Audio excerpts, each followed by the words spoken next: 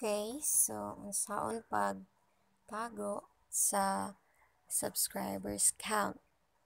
So ari ka mo sunod sa Chrome.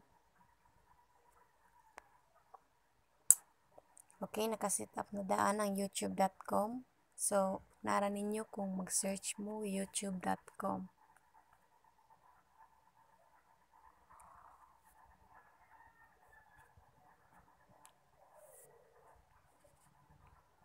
Okay, so i-click lang ning kaning nainaw sa inyo kilid.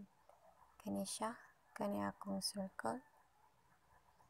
Kana na picture nako.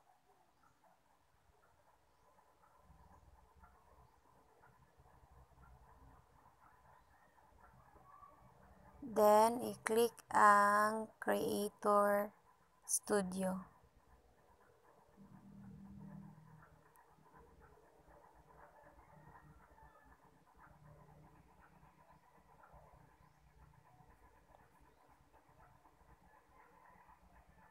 Okay, so kita naman mani kare i-click ninyo ang nasa kinaubsan kanang number flower. Ano siya settings.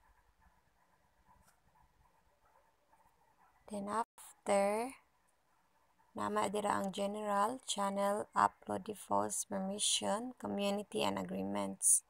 So i-click nimo ang channel.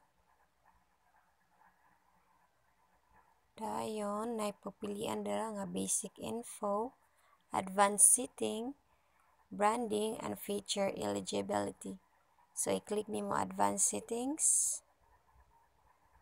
So mawala man ni makita no. Then scroll down ni siya. So nakita na ninyo ang subscriber count. Pwede ra ninyo na i-check. Pwede ra po dili.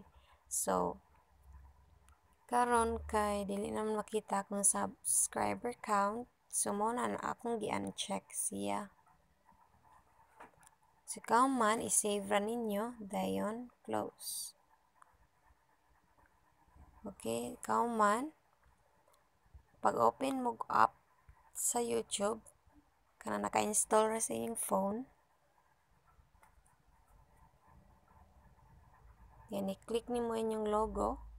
Then mo ang channel. And see, wala na. Wala nang subscribers count. So, maura to guys. Palihog ra kog subscribe sa akong channel.